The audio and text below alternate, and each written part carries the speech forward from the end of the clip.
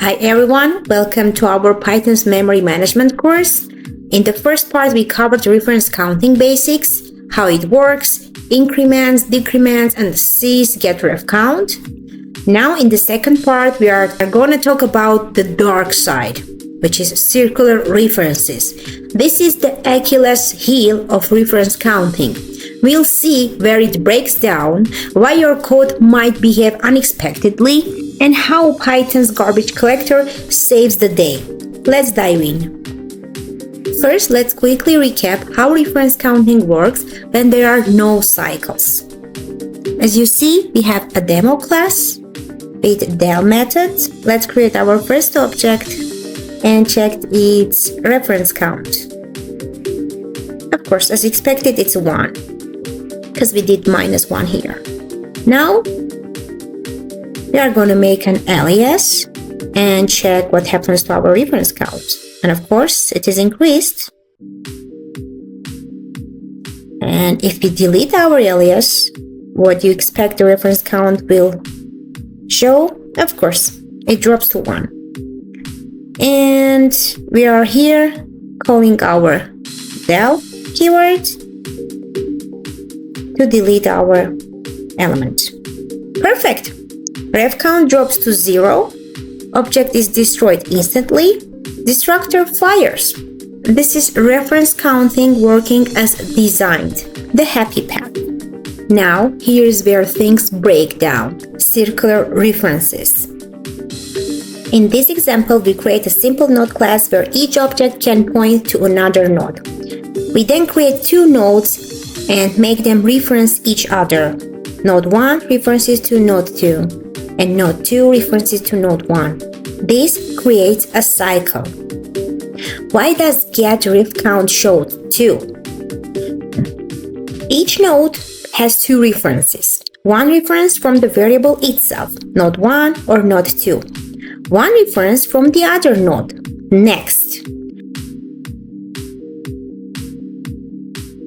So even if we later remove node 1 and node 2, their reference count never reaches 0 because they keep each other alive. For now, please let's ignore this part. We'll talk about that soon. So node 1 is kept alive by node 2 next, and node 2 is kept alive by node 1 next. If you run this code, the destructors don't fire. The del statements only remove the variable names, not the objects. The objects are still alive because they reference each other. This is the Achilles heel of reference counting. It cannot free cycles. Their ref counts never reach 0. So now let's get back to this output we saw earlier. As I told you, when we have circular references, the destructors shouldn't work. We shouldn't see this output. Then, why we see them? Maybe we should disable the garbage collector. Let's add this part. Run the code again. Wait, they were deleted anyway? It turns out the garbage collector disabled doesn't stop cleanup when Python exists. When your script finishes, Python always does a final cleanup. The program ends, Python shuts down, all remaining objects are freed, del methods are called. That's why your print runs first, then the script ends. Then you see no deleted. This is not normal runtime behavior, it's just Python shutting down. You often notice this in PyCharm because the console stays open and shows shutdown messages. So the objects weren't cleaned during execution, they were cleaned when Python exited. Now let's see the actual behavior by running this in Python's interactive terminal, not in a script. This shows you what really happens without shutdown interference. First, without circular reference. Here's our node, we make our objects, Let's check their ref counts and try to delete them. The structures fire immediately. Ref count was 1, dropped to 0, objects freed instantly. Now with circular reference. Our objects making their references, checking for the ref counts as we see 2. And now let's try to delete. Notice no destructor output. Nothing happened. This ref count is 2 and after that it's still not 0. The objects are stuck in memory. Let's check. We're gonna import garbage collector module and force to collect. There it is. Only when we manually call collect method do the destructors fire.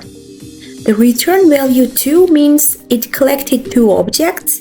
This proves reference counting alone cannot handle cycles. You need cyclic garbage collector. So what did we just see? Let me break it down. Without cycle, reference count was 1. After that, it dropped to 0 and we saw immediate cleanup.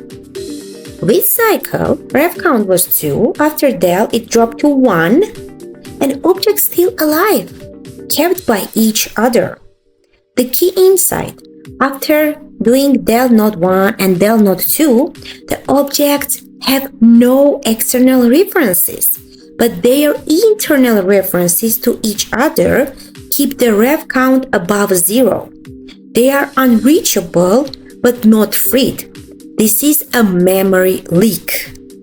Only when we call garbage collect does Python cyclic garbage collector scan for these unreachable cycles and clean them up. Now let's see the same concept in a full script. Again, our node class with our node objects with their references, trying to delete them. Let's run the code. See, destructors fire between the prints. That proves reference counting failed and cyclic garbage collector cleaned it up. Python's garbage collector specifically handles circular references that reference counting misses. This pattern happens everywhere in real code. Let's have a look at this code example. Parent points to child through the children list. Child points back to parents. Circular reference. You'll see this in graphical user interface widgets, tree structures, linked lists, everywhere. Without cycling garbage collector, this creates invisible memory leaks in long-running apps. Now let's create a real memory leak. We disable the garbage collector and create many objects that reference each other in a cycle. Because garbage collector is off, Python cannot clean them up. We repeat this 1000 times so memory keeps growing. When we check memory usage, it's higher every time. This is a real leak. Then we enable garbage collector and force collection. Now memory drops immediately. So what we see, if we have cycles and garbage collector is disabled, we're gonna have memory leak. Reference counting alone is not enough. Garbage collector is required to clean the cyclic objects. This proves why Python needs garbage collection. I hope this video was useful for you. You can like and subscribe. And thanks for watching.